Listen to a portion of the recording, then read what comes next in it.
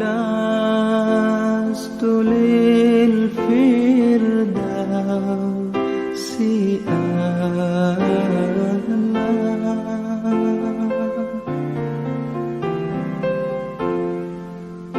ولا أقوى على النار الجحيم.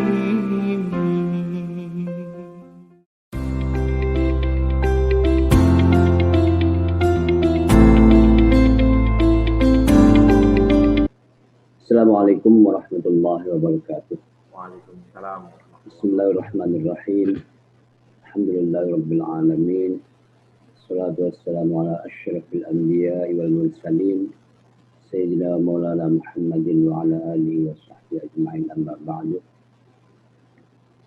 Para bapak-bapak yang saya hormati, alhamdulillah pada pagi ini kita bisa ketemu lagi dalam keadaan sehat walafiat.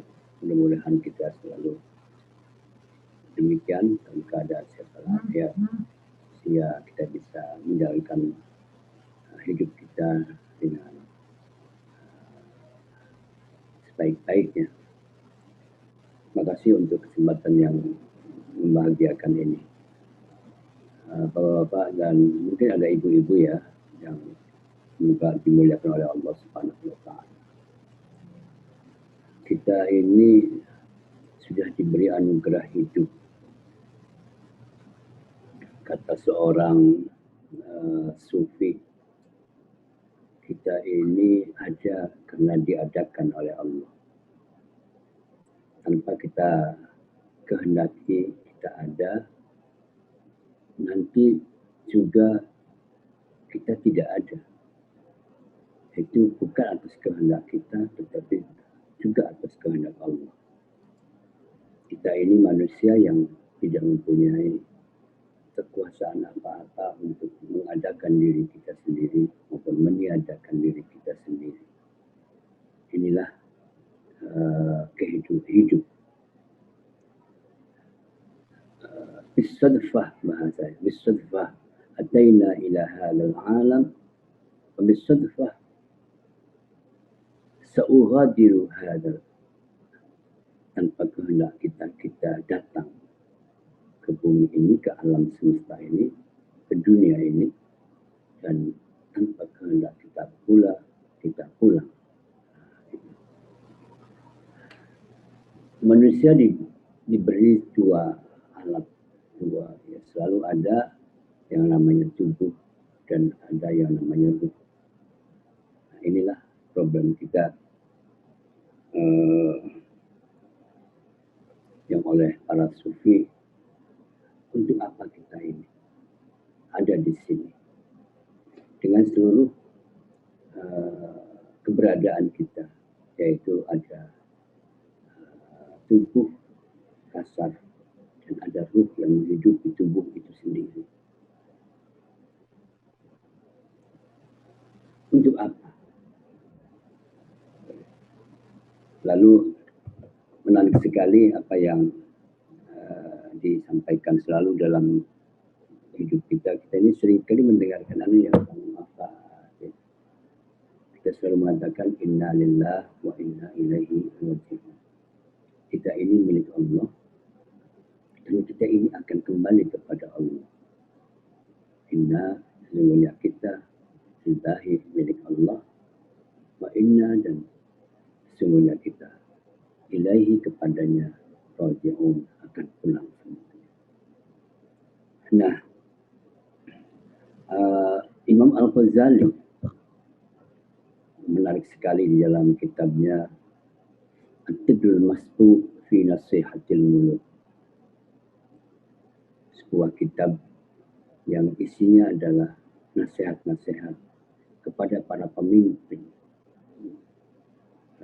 Tetapi saya membaca bukan hanya untuk pemimpin, tetapi untuk kita semua.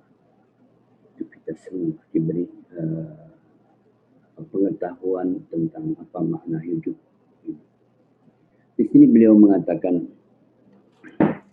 "I'lam Ya Sultan al-Alam. Itu bahasanya. Inna dunya manzilatun walaysat bidari qararin wal insanu musafirun fa awwalu manazilihi batnu ummihi wa akhiru manazilihi lahdu qabri wa innama watanuhu wa qararuhu wa muksuhu wa istiqraruhu ba'daha fa kullu sanatin tanqadi minal insan bakal marhalah wa kullu syahrin yanqadi minhu kastirah wa kastirahatil musafiri fi tariqihi wa kullu usbu'in faka qaryatin talqahu wa kullu nafasin ka khutwatin yakhtuha am biqadri kulli nafasin yatanaffasuhu yuqarribu atau yaqrubu minal akhirah wa hadhihi dunya qintarah faman ammara al-qintarata wasta'jala bi'imaratiha faniya fiha zamanuhu wa nasiyal manzilata allati hiya masiruhu wa makanuhu. Wahai manusia, saya menerjemahkannya begitu. Wahai manusia semuanya, renungkanlah. Dunia ini adalah persinggahan, bukan tempat menetap. Manusia adalah pengelana atau pengembara, musafir.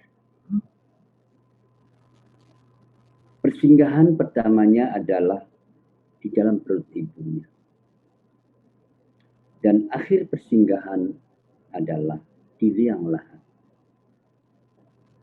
Tanah air manusia dan tempat menetapnya adalah ruang dan waktu sesudah itu.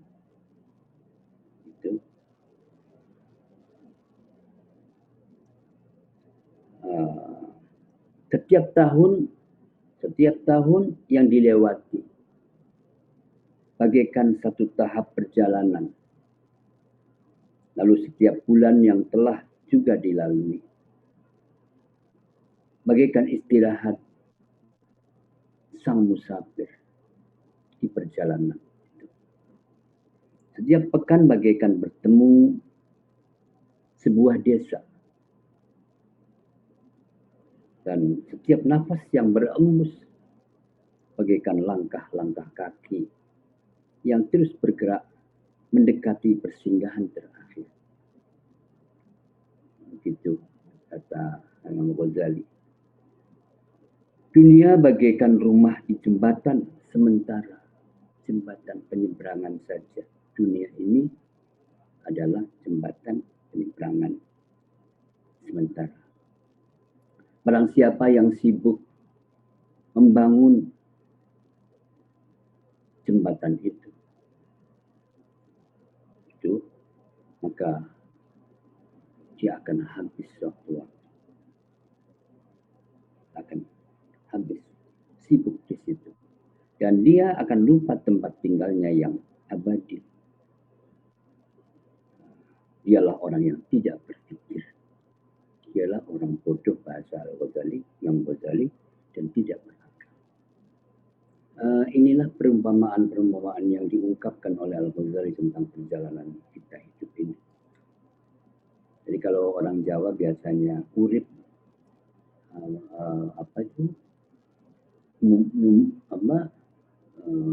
mampir, urip hanyalah mampir ngombe.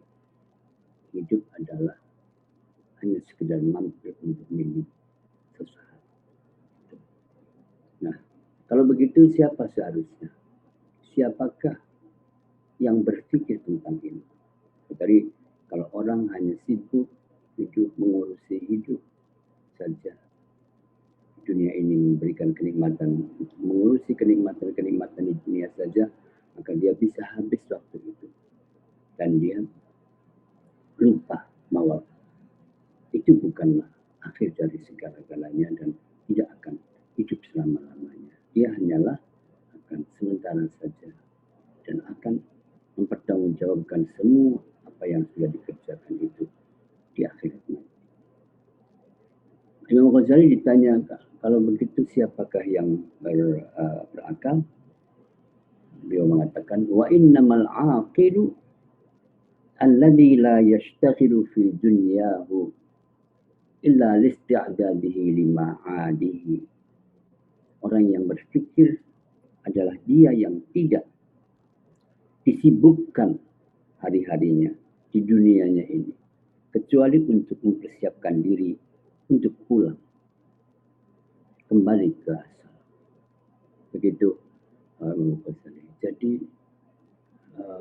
saya kira pandangan Imam Ghazali ini sangat menyentuh kita sekali.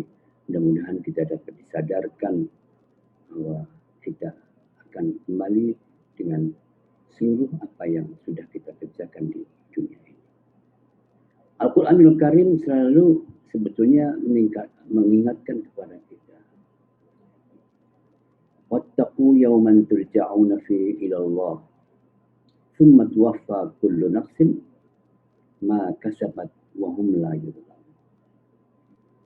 Wattaqu biasanya orang menerjemahkannya, bertakwalah kalian kepada Allah. Tapi saya kira akan lebih menarik kalau misalnya dikatakan bersiap-siaplah. Bersiap-siaplah kalian. Nah, tentu saja bersiap-siap yang diminta oleh Allah adalah ya beramal dengan baik.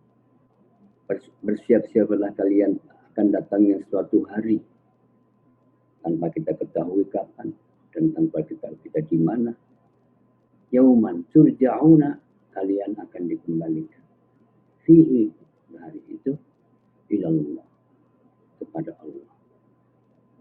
Tsumma tuwaffa kullu nafsin, kemudian setiap jiwa, nafsinnya, lihat kata-katanya tetap nafsin. Maka sahabat apa yang sudah diusahakan, wahum la yuzlamun, sudah diusahakan, sudah ya dikerjakan amal-amal perbuatan-perbuatan kita. Semua perbuatan kita. Biasanya Imam Ghazali menggunakan apa yang kita itu mengandung banyak sekali. Mata kita, tangan kita, mulut kita, kaki kita, hati kita sebetulnya nanti. Itu semua yang dikerjakan, apa yang dilakukan oleh mata untuk memandang apa, telinga untuk mendengar apa, mulut untuk mengatakan apa, tangan untuk berbuat apa, kaki berbuat apa, melangkah kemana dan seterusnya, itu akan ditanya oleh Allah Subhanahu wa Ta'ala, dan wahum la yuzlamun, mereka itu tidak akan dizalimi. Begitu. Rasulullah Shallallahu Alaihi Wasallam juga menarik sekali ya. Rasulullah selalu mengingatkan kepada kita, aksiru min dzikri hadimil ladzat, katanya. Aksiru min dzikri hadimil ladzat. Sering-seringlah kalian itu mengingat yang akan meniadakan kenikmatan, yang akan menghilangkan kenikmatan. Apakah itu? Nah, para ahli tafsir tentang hadis ini, wahwa al-maut, yaitu kematian. Nah, begitu. Jadi begitulah kehidupan kita di dunia ini, hanyalah titik. Nah, biasanya kita mengatakan hidup ini hanyalah titipan sementara saja. Kita ini amanah, mendapatkan amanah oleh Allah Subhanahu wa Ta'ala sejak awal manusia diciptakan oleh Allah Subhanahu wa Ta'ala. Inna aradna al-amanata 'ala as-samawati wal ardi wal jibali fa abayna an yahmilnaha wa ashfaqna minha wa hamalaha al-insan innahu kana zaluman jahula. Ini menarik sekali. Jadi sebelum menciptakan dunia ini, menciptakan alam semesta ini, Allah mengatakan inna aradna al-amanata. kami menawarkan amanah, kepercayaan ala samawati wal ardi, kepada langit, wal ardi dan bumi, wal jibal dan gunung-gunung semua. Itu kan makhluk Allah yang besar sekali ya. Langit itu tidak tahu berapa ribu kilometer, berapa juta kilometer, gitu, yang sebagai makhluk yang besar. Aldo bumi mungkin bisa dihitung ya dengan berapa ratus ribu kilometer. Dan gunung-gunung konon adalah melambangkan tentang kegagahan, tentang kekuatan kokoh. Ayahmilna wa ashfaqna minha, tetapi mereka tidak mampu, tidak sanggup memikul amanah untuk mengelola alam semesta ini. Hamalal insan wa hamalahal insan, dan manusia menerima, menanggungnya, mahamalah, dan ditanggung oleh manusia. Tetapi innahu kana zaluman jahula, tapi sayang sekali seringkali manusia zalim. Zalim itu tidak menempatkan sesuatu pada tempatnya, berkhianat dalam apa yang dipercayakan oleh Allah kepadanya. Jahula, dan mereka bodoh. Ini juga menarik sekali ayat ini. Kata-kata yang digunakan oleh Allah. Meskipun manusia, mengapa manusia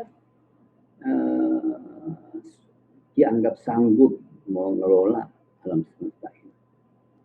Karena manusia itu memiliki seluruh potensi makhluk. Jadi kalau kita anggap ada makhluk malaikat, kemudian ada setan ya, gitu.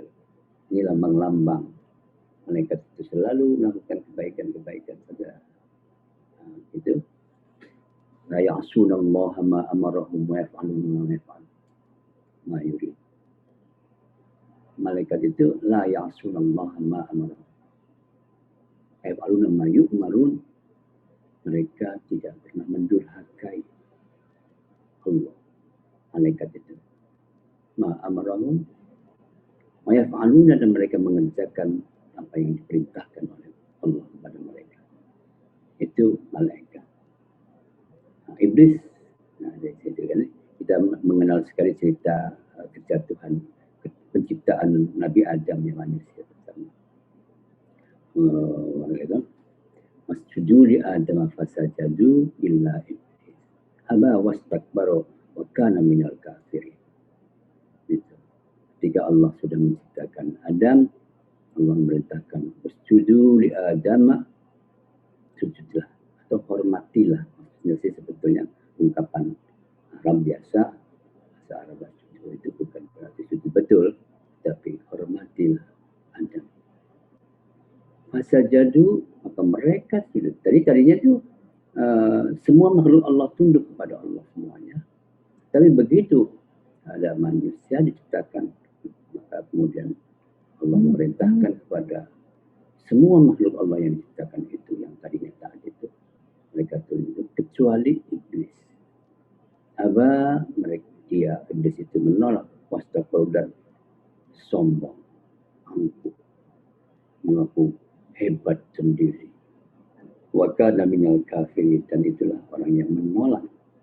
Kafir itu, ayat ini menunjukkan bahwa iblis adalah kafir, artinya iblis menolak kebenaran yang sudah dia ketahui kebenaran itu. Ini salah satu masalah besar. Mengapa ini akhirnya terjadi perebutan kekuasaan dan sebagainya? Itu sebetulnya adalah ingin menguasai semuanya. Aba wastakbar wa kana minal kafirin. Jadi saya ingin mengatakan dengan cerita ini sebetulnya ada 3 jenis makhluk Allah, dan ini diberi unsur apa namanya itu potensi cahaya malaikat itu ya. Kemudian iblis katanya adalah unsur api. Manusia diberi akal. Inilah yang membedakan manusia dari makhluk Allah yang lain, yang justru membuat manusia menjadi istimewa, dan justru dengan akal pikiran itu dia mengelola alam semesta ini dari apa yang sudah ada, bahan-bahan yang diciptakan oleh Allah Subhanahu wa taala menjadi ada yang lain. Bisa bikin ini listrik, bisa bikin apa saja, kayu-kayu yang ada bisa jadi lemari, bisa macam-macam, ada batu, air, udara, dan semuanya dari apa yang diciptakan oleh Allah. Allah itu manusialah yang bisa mengelolanya, mengubah bahan itu, bukan menciptakan bahan sama sekali.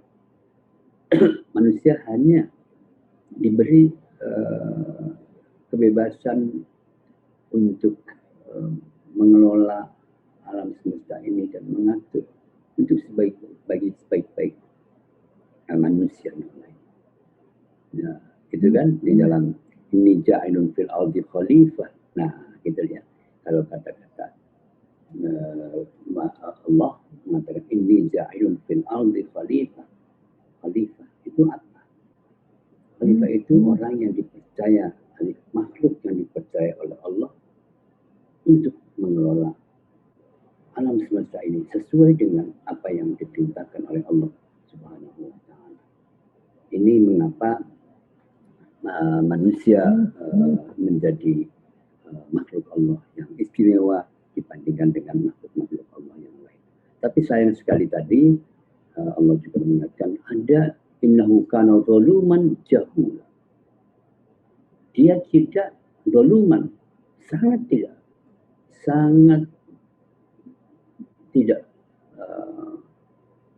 adil atau tidak melanggar banyak sekali. Seharusnya begini dia melakukan yang lain, menempatkan sesuatu tidak pada tempatnya, itu namanya zalim, atau bahasa yang lain melakukan ketidakadilan kepada ciptaan Allah ini. Jahulan, bodoh sekali. Maka bodoh itu apa? Bodoh itu apa sebetulnya? Apakah tidak bisa membaca, menulis? Bukan sama sekali. Bukan karena dia tidak bisa membaca, bukan karena dia tidak bisa menulis. Jahiliyah itu zaman jahiliyah itu apa? Bukan dia tidak bisa menciptakan sesuatu. Ada banyak sekali zaman jahiliyah kan kita kenal sebelum Rasulullah, ada sebelum Islam, sebelum Allah mengutus Nabi Muhammad sebagai utusan Allah, itu zaman itu. Ya sebenarnya kebudayaan ada, tetapi ada masa jahiliyah itu orang tidak mengerti tentang hak orang lain. Itu namanya dia tidak mengerti apa yang seharusnya dilakukan, bahkan melakukan penyimpangan. Ada penguburan anak, pembunuhan anak kecil, perempuan hidup-hidup, ada perbudakan, ada apa ya, misalnya judi, ada pelacuran, dan sebagainya, ada menguasai orang untuk menyembah berhala kayak gitu. Jadi itu untuk ya tidak masuk akal gitu loh, bagaimana sesuatu yang tidak bisa memberi manfaat apapun dia sembah dan sebagainya. Jadi itu innahu kana zaluman jahula. Seringkali saya ingin mengatakan begini ya, Al-Quran mengapa mengutus Nabi Muhammad, mengutus seorang Rasul. Saya kira ini juga sama dengan, bukan hanya kepada Nabi Muhammad ya, tapi kepada nabi-nabi yang lain juga diutus. Untuk apa? Untuk apa diutus? Sebelum itu sebetulnya diberikan akal kan tadi, akal sudah sebetulnya, tapi ini seringkali akal terkalahkan oleh kepentingan diri, oleh nafsu, oleh ya terutama nafsu tadi. Maka menjadi kacau balau dan sebagainya. Nah, Al-Quran turun menyampaikan Bismillahirrahmanirrahim. Alif Lam Ra. Kitabun anzalnahu ilaika litukhrijan nasa minadh dhulumati ilan nur. Jadi Alif Lam Ra, kitabun, Rasulullah dibawakan atau diturunkan sebuah wahyu yang terhimpun dalam sebuah buku, kitabun, dan kumpulannya. Anzalnahu ilaika, aku turunkan kepadamu, litukhrijan nasa, supaya kamu bisa membebaskan manusia. Minadh dhulumati, nah itu minadh dhulumati. Apakah kata dhulumat itu? Zolama itu apa?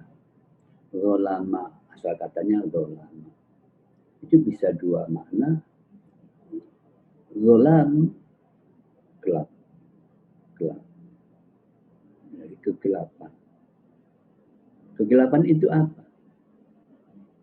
Kegelapan itu adalah kebodohan. Ketidakmengertian. Yang bodoh ya bagaikan orang yang berjalan di tengah gelap, tidak mengerti apa yang baik, tidak mengerti itu yang seharusnya dilakukan. Gelap saja, tidak punya pengetahuan.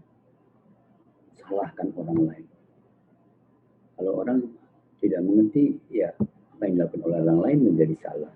Atau orang cuma tahu satu, tidak tahu banyak sekali orang punya pandangan yang berbeda misalnya, kemudian disalahkan, dikafir-kafirkan, disesatkan.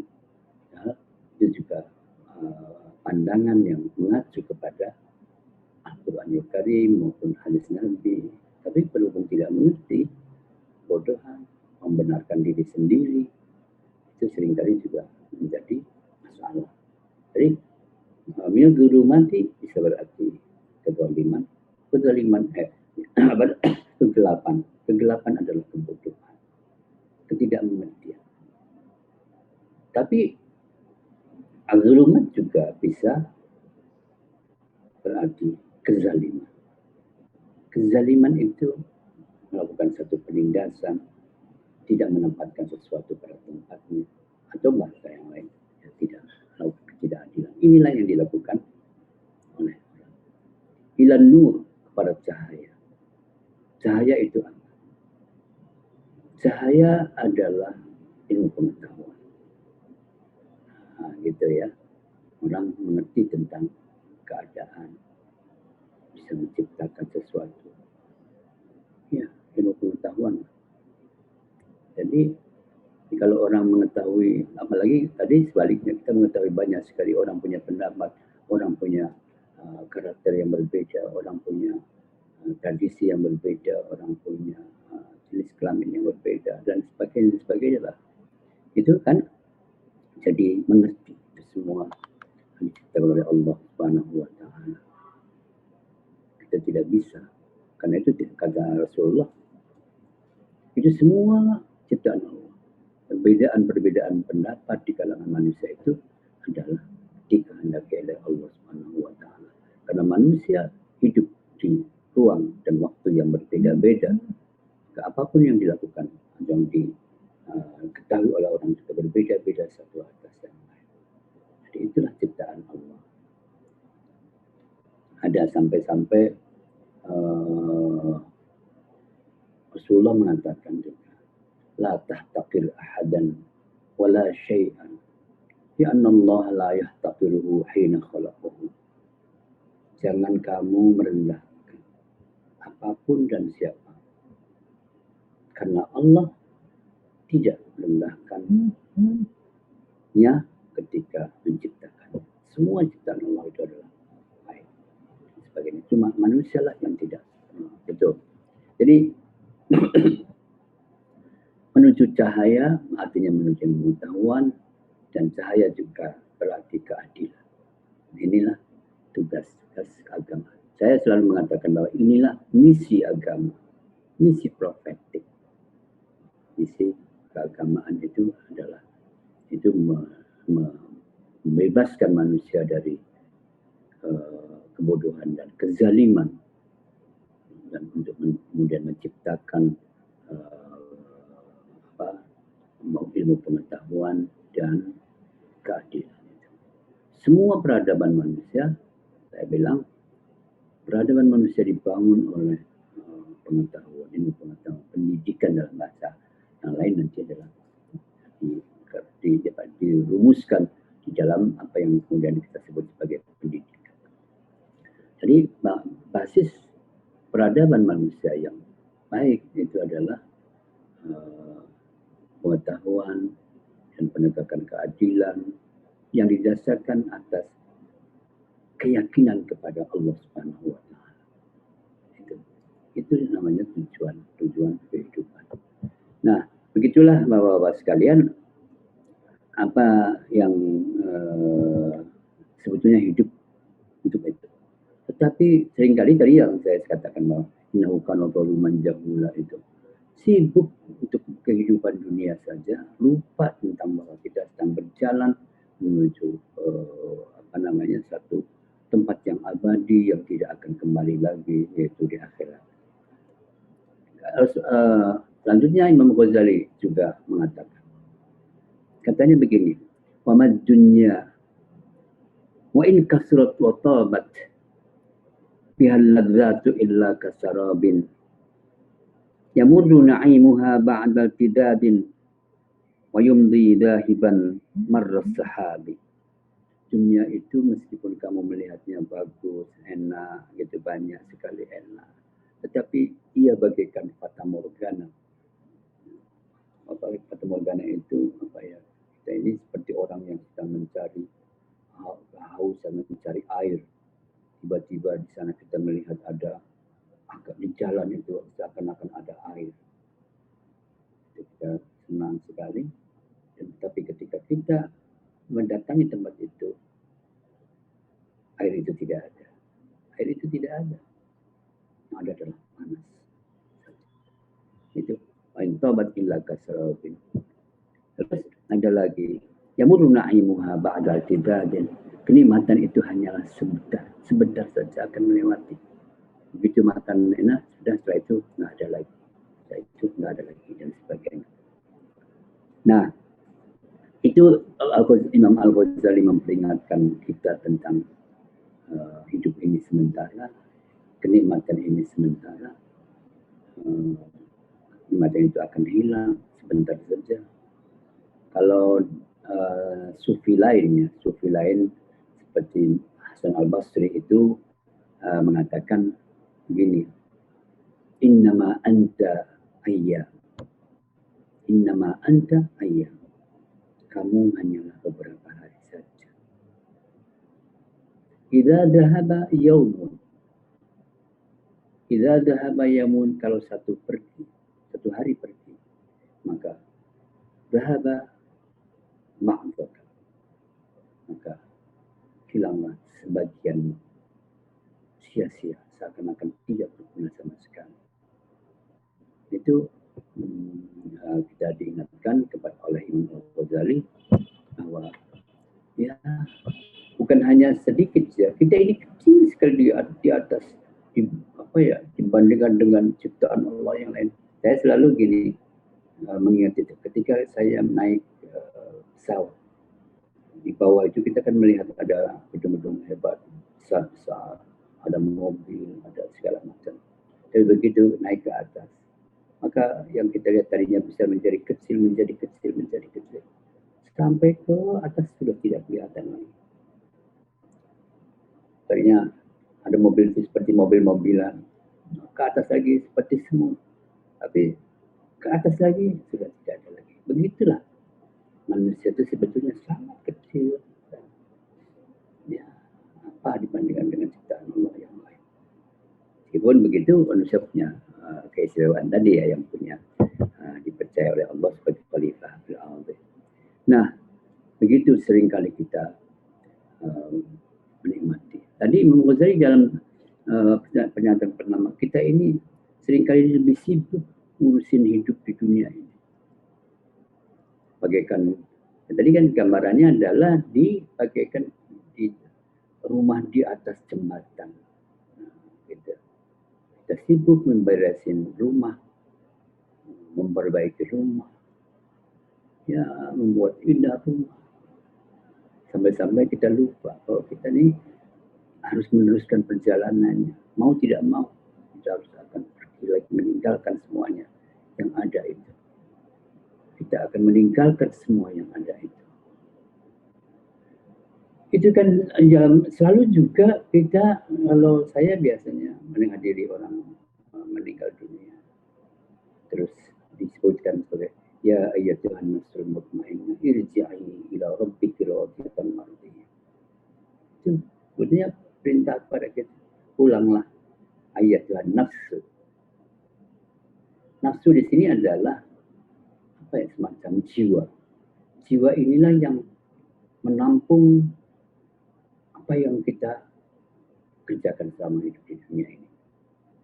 Nafsu itu disebut nafsu, bukan hawa nafsu saja gitu, tapi nafsu al-ammarah bisu, ada nafsu al-mutmainnah dan sebagainya. Itulah yang akan dibawa dan tubuh akan ditinggalkan. Semua yang kita miliki di dunia ini akan ditinggalkan. Kemewahan apapun tidak akan dibawa sama sekali. Itu mutmainnah, ya ayatuhan nafsul mutmainnah. Nah ini jiwa yang tenang. Irji'i, pulanglah kalian, kamu ila rabbika radiyatan mardiyah, dalam keadaan tulus, dalam keadaan pasrah kepada Allah, dalam keadaan ridho itu ya rela, karena ya mau tidak mau begitu. Jadi inilah yang nanti akan dihadapi oleh manusia untuk mempertanggungjawabkan apa yang telah dikerjakannya di dunia ini. Di situ ada semua. Ada pernyataan yang sangat menarik juga, mengingatkan kita kepada masa depan kita ini. Mana itu? Ya ayuhan nas, wahai manusia, kata Imam Ghazali. Inna rahatad dunya ayyamun qala'il. Kenikmatan di dunia ini hanyalah beberapa, sedikit sekali. Qala'il. Wa aksuruha munghassun bitta'ami. Enaknya sedikit sekali. Yang paling banyak adalah lelah, capek. Ya, coba aja lihat. Tiap pagi bangun pagi, kalau di Jakarta kan orang dari mau kata itu pagi-pagi jam 3 sudah harus bangun, terus ke kereta api, ke stasiun, kemudian jalan sampai sore. Bolak balik tiap hari. Malam-malam baru istirahatnya sebentar saja. Yang paling banyak itu lelah, capek, cari duit kemana-mana. Itu istirahatnya sedikit sebetulnya, tapi kita cari-cari. Apalagi lihat pasar-pasar, Masya Allah. Jam 2, jam 3 sudah datang di pasar, membayar di tempat lapak-lapak, kemudian terus berjualan pagi sampai sore, sampai kadang-kadang sampai malam. Nah gitu ya. Hanya beberapa hari saja lebih sering lelah, dan oleh karena itu sering kehilangan kesempatan untuk memperoleh kenyamanan kelak di akhirat nanti. Sampai-sampai tidak punya kesempatan untuk sholat juga, seringkali ditinggalkan. Untuk zikir juga, mengingat Allah ditinggalkan. Semua sibuk untuk begitu. Nah, barisannya tiada gerak. Maka seorang yang berakal akan bersabar menjalani hidup ini. Nah gitu. Menjalani hidup dengan bersabar menjalani hidup beberapa hari ini untuk meraih kenikmatan yang abadi. Jadi perlu dilakukan untuk mempersiapkan diri berhadapan dengan Allah, bertanggungjawabkan kepercayaannya.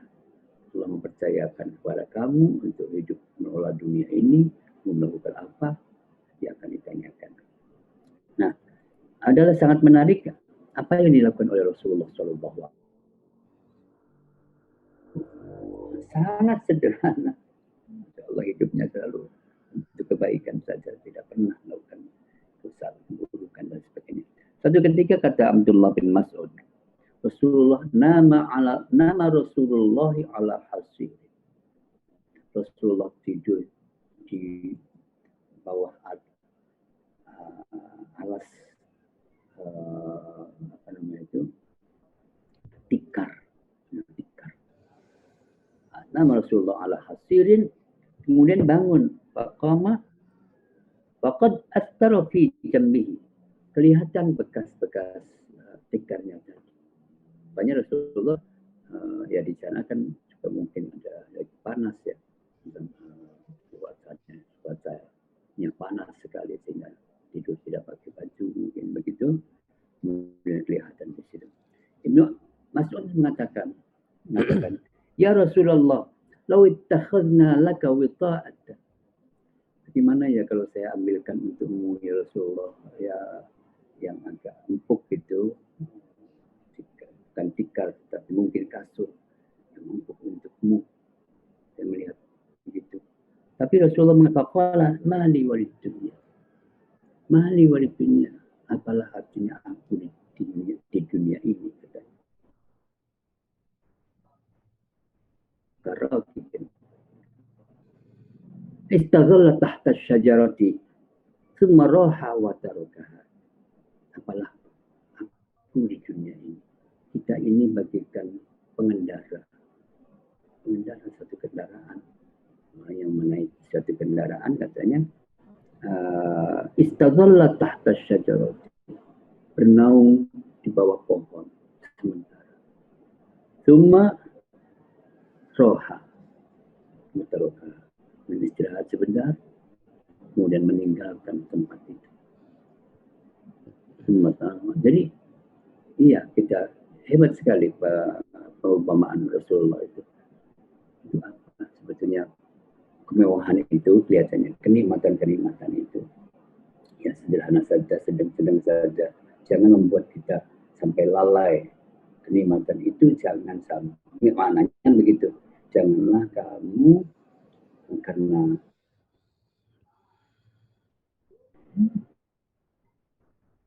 bahwa kamu sebetulnya akan meneruskan perjalanan itu dan akan meninggalkan apa yang kamu nikmati itu selama di dunia ini. Jadi, dan kamu akan kembali meneruskan perjalanan dan akan menemui Allah Subhanahu wa Ta'ala dengan seluruh bekal atau apa yang telah dilakukan selama hidup di dunia ini. Bapak-bapak dan saudara sekalian, dan selanjutnya saya ingin menyampaikan satu puisi dari seorang sufi dan penyair hebat. Idal mar'u lam yu'tiq minal mali nafsahu tamallakahul malul ladhi huwa maliku ala innama malil ladhi ana munfiqu wa laysa lil malul ladhi ana tariku idza kunta da malin fabadir bihi alladhi yahiqu wa illa tahakathu mahalik. Kata Abu Abdallah, kalau saya mengatakan, apa yang kamu miliki adalah apa yang sudah kamu berikan. Apa yang belum kamu berikan bukan pasti menjadi milikmu sama sekali.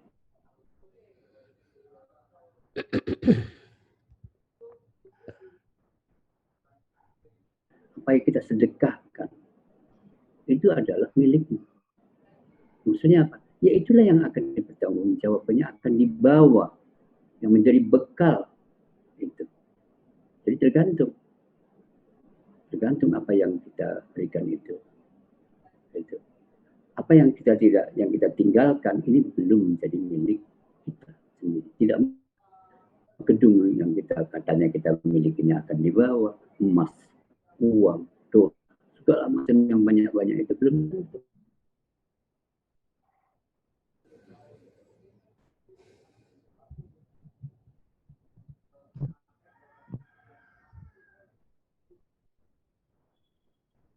Suaranya hilang. Ya. Suara. Mute-nya Pak Ustadz kali. Halo. Pak Ustadz suaranya kedengaran. Halo. Buya.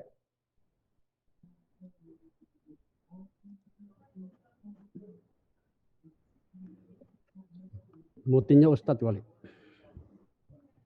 Habis pulsa kali Pak.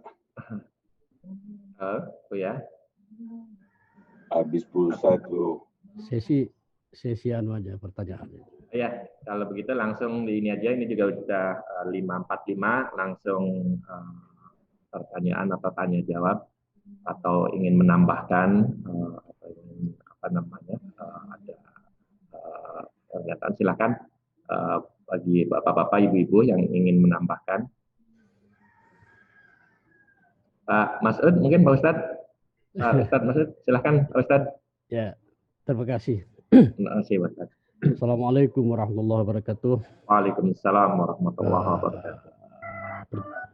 Spirit pencerahan pagi ini kita dapat Al-Mukarram Buya Husain yang saya muliakan. Assalamualaikum Ustaz. Waalaikumsalam. Kedengaran nggak suaranya Ustaz? Suaranya di mute itu Pak Ustadz Husain. Iya, di mute dulu Pak Ustaz Husain suaranya. Supaya halo Ustaz. Menarik sekali penguraian-uraian dari awal sampai akhir. Ini adalah sesuatu yang harus kita paham dan harus kita rasa. Harus paham dan harus kita rasa. Jadi ini adalah satu pedoman hidup, rasa hidup sesuai dengan judul, yaitu perjalanan, apa tadi judulnya? Perjalanan menuju pulang, tasawuf perjalanan menuju pulang.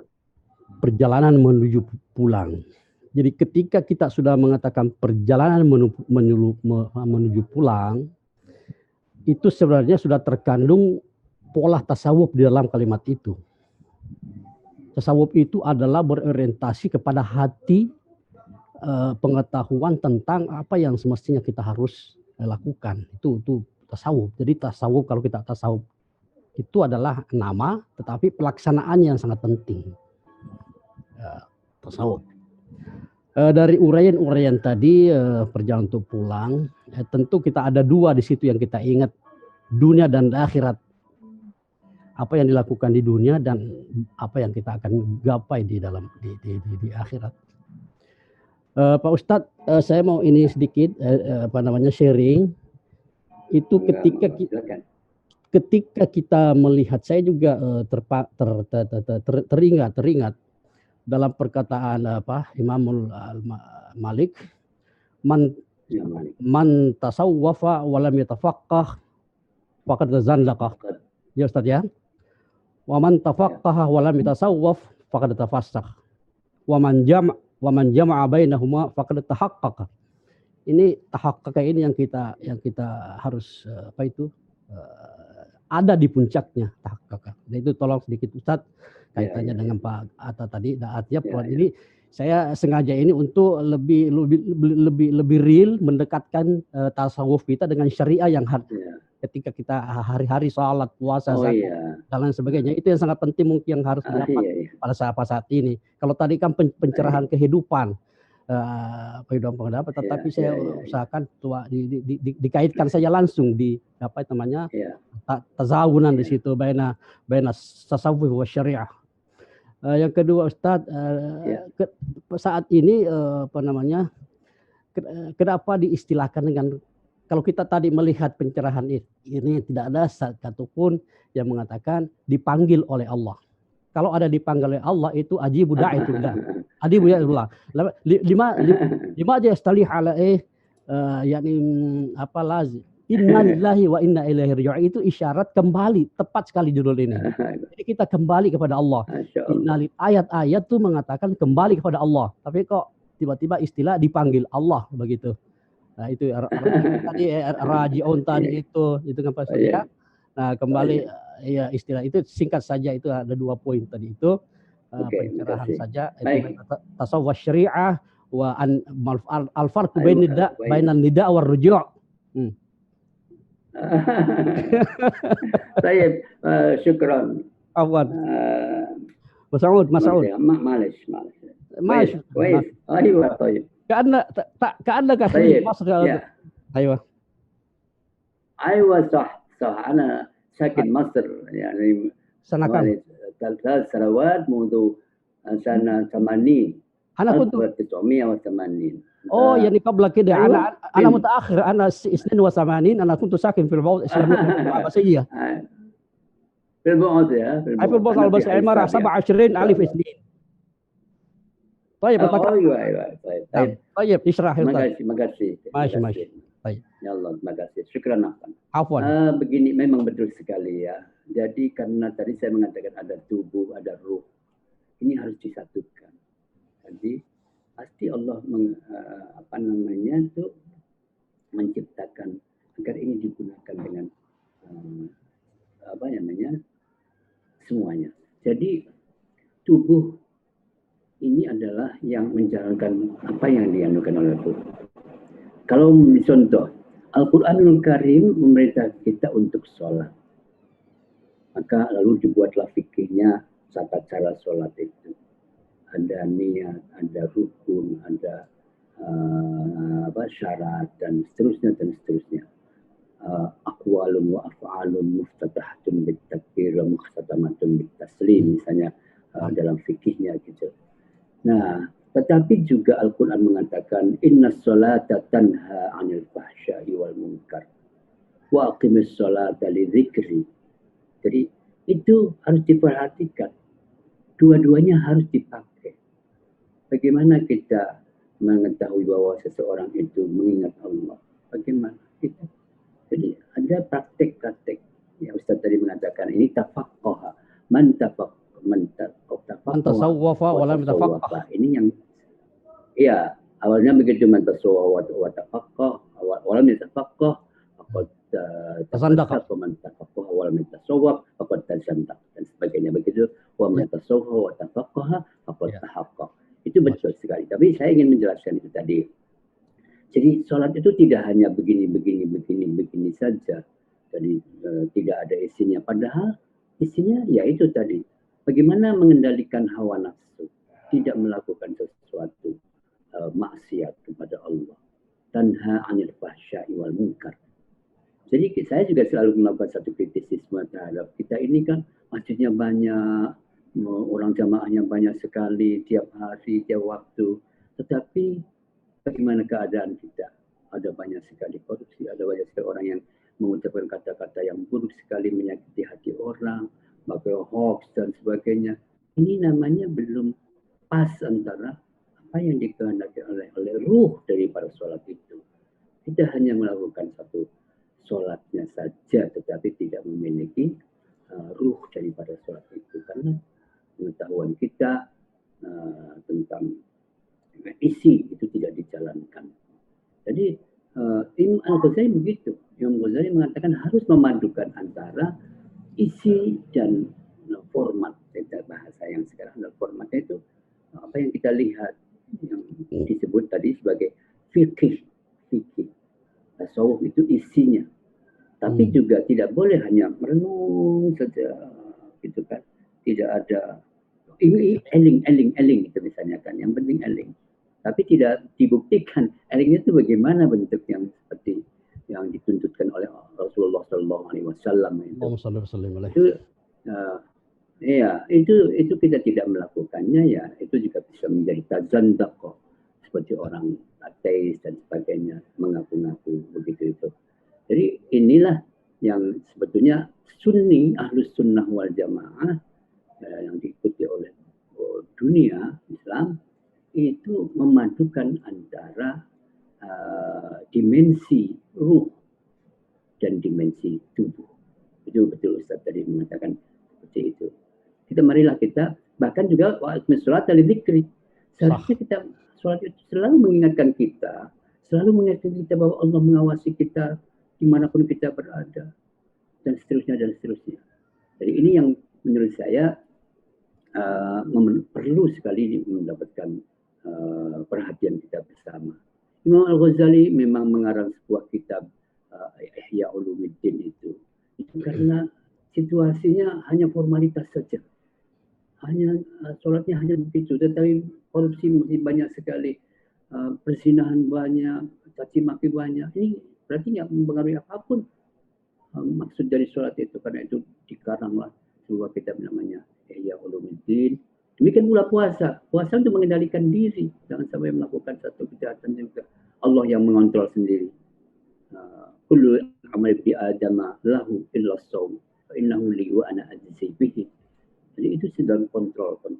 Jiwa ini yang dikontrol oleh Allah Subhanahu wa taala.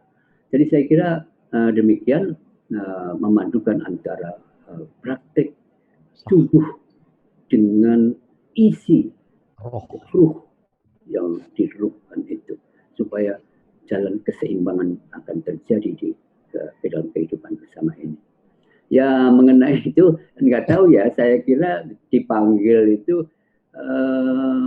kira-kira ya bahasanya dalam Al-Quran sih hanya mengatakan roji'un ya, tetapi memang karena semua adalah milik Allah, maka Allah lah yang akan mengambil ruhnya, memerintahkan kepada malaikat Israel, nah ini sudah waktunya di dalam Lauh Mahfuz orang ini umurnya sekian, cobalah datang ke sana, ambillah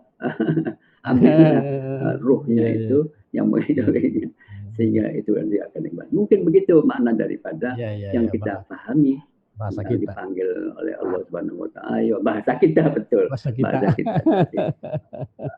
Kembali. Ada istilahnya dulu. Syukran ya. Afwan ya Ustaz. Kembali ke rahmatullah. Enta sakin fin. Aywa. Enta sakin fin al-yawm.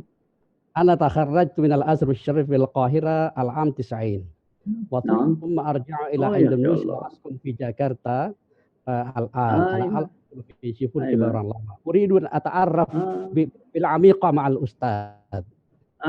saya sawa يعني زيك الحمد لله شكرا. نعم يا حبيبي أنا كنت ساكن في البعوث سنة 82 الميلادي في البعوث حتى أنا أخذت مستوى اللسان والماجستير عند أصول الدين.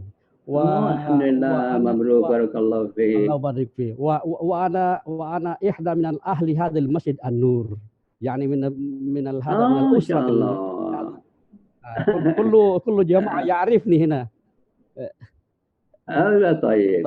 أما هذا يعني مسلك هو تلميذي منذ الصغر. ما شاء الله ما شاء الله. يعني كلهم يتعلمون ويدرسون في معهدنا. معهد التوحيد. نعم دار التوحيد أستاذ يا أين هذا دار التوحيد؟ أين هذا؟ من سيربون.